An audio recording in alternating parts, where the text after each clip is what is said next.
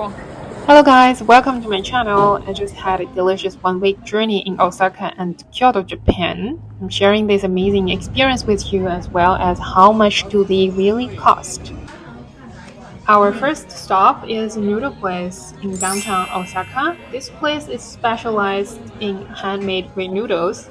The one we had were their classic options served cold with delicious dipping sauce. The noodles were perfectly chewy, and the sauce was a rich blend of seafood and pork flavors, with potato and tomato adding extra thickness and freshness. The depth of the flavor from the umami-rich seafood combined with the savory pork made each bite incredibly satisfying. Next, we head to a Japanese breakfast cafe just around the corner of our hotel. The breakfast menu here mostly features different sandwiches and coffee, and this place also gives us a hot towel to refresh hands before eating. At Osaka Park, I enjoyed my matcha ice cream and spicy chicken nuggets from a Lawson convenience store. From Germany, where I live now, you will never find a matcha Häagen-Dazs, but here in Japan seems very common. The creamy ice cream was perfectly balanced by the kick from the spicy nuggets. Here, take a moment to soak yourself in this vibrant scenery of Dotonbori with its bustling streets and iconic neon signs. This area has lots of restaurants and shops. During dinner time, it's quite hard to get a spot. We were lucky enough to find a seat in ramen place. We tried fried dumplings filled with pork and vegetables.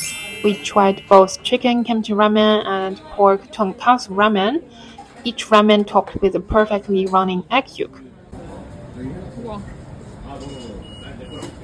We had another visit to a Japanese cafe, and here in Japan, the breakfast seems always served as a set featuring a selected drink, commonly coffee or black tea, a selected sandwich, and sometimes you have also hard-boiled eggs included. I had a sandwich with tender omelette and fresh vegetables. The one my mom had is with fried eggs and bacon. Both are super tasty and they made really fresh in front of you. And the owners and people there are so nice as well.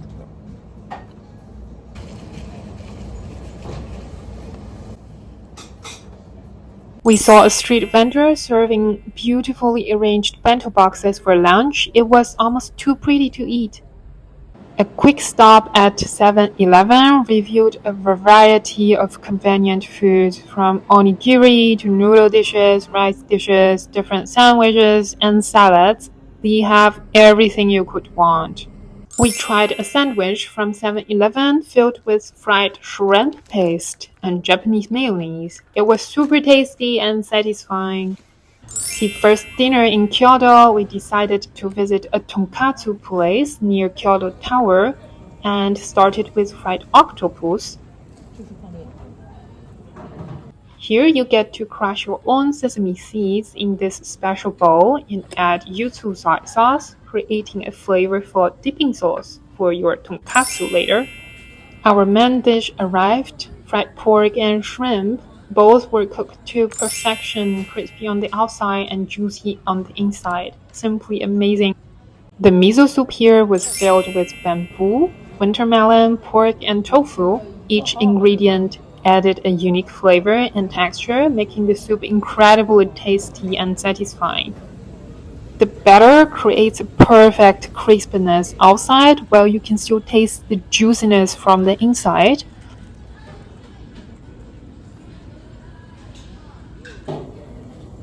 The fried shrimp you dipped in sweet soy sauce was heavenly. A bite of tonkatsu or shrimp in the bite of rice, and I was in a food paradise. The crispy outside and tender inside made every bite a delight. I tried also a fried Wagyu beef patty. It was crispy, but otherwise nothing special. For dinner, we visited a Chan rice bowl place where we tried unagi beef don and beef oden don. The flavors were rich and satisfying, with each bite revealing layers of taste. This place, as many Japanese restaurants, you purchase the ticket from a machine with cash and you hand it to the waiter. Then you will be called once your meal is ready. This is a place specialized in sashimi, especially tuna sashimi in downtown Nara. We had lunch here. I had a tuna bowl with fatty tuna sashimi and tartar, while my mom had half-cooked tuna. Those two sets are all served with rice and miso soup. The tuna sashimi was incredibly fatty and flavorful, very fresh and delicious. The tartar was also incredible, served with wasabi paste and seaweed on top, enhancing further the freshness of the meat. We visited a traditional matcha tea house here in Kyoto and had two sets, one with matcha tea and parmesan pastry, and one with black tea and parmesan cake. Oh, by the way, this shop is specialized in parmesan anything related dessert. The atmosphere with lots of guests here in kimonos enhanced our experience. The tea and pastries were very tasty and special. The sweetness from the pastries perfectly balanced out the bitterness from matcha and black tea. For dinner, this time we opted something else. We tried a Korean barbecue place in Nara. We had different beef cuts.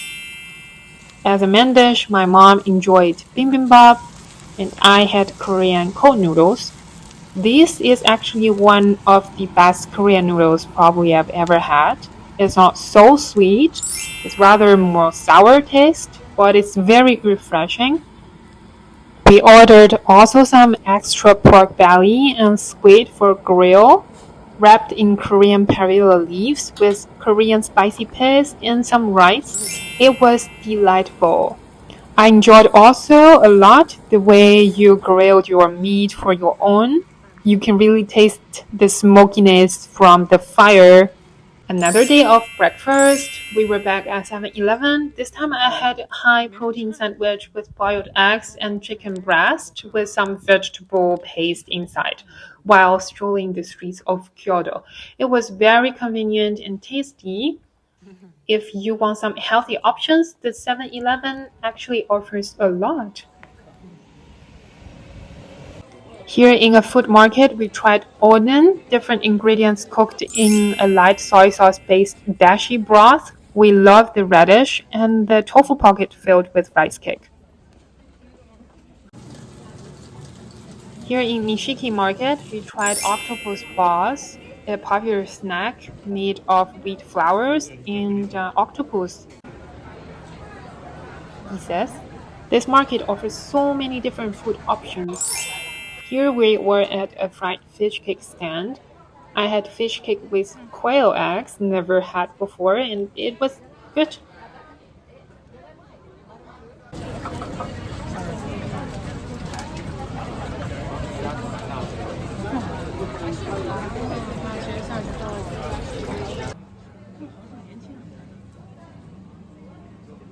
We visited also a tempura stand where they offered a variety of freshly made tempura. We had shrimp and eel tempura. The eel was particularly tasty with fatty, crispy skin and tender meat inside. For a refreshing drink, we had soy milk mixed with fermented rice. It wasn't too sweet, but very refreshing. After the market, we visited the local Japanese supermarket and found out the bento box there. It was so tasty and very, very affordable. You have to try this once you're in Japan. Don't forget to visit their supermarket. Thank you. This is a chain brand ramen place called Ichiban. This one was at the Kyoto city center. Here you can enjoy your meal in single seating without having to talk or see anyone. It is a unique dining experience, especially for those introverts. We both had classic miso pork soup ramen, which came with a full set of egg, extra chashu, seaweed, and wood-ear mushroom.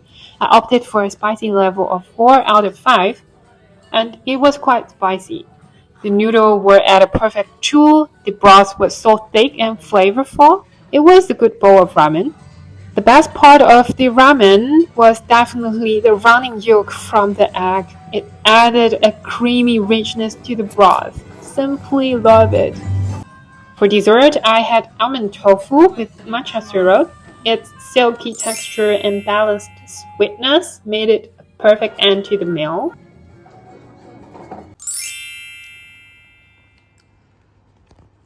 I hope you enjoyed it. Thanks for watching.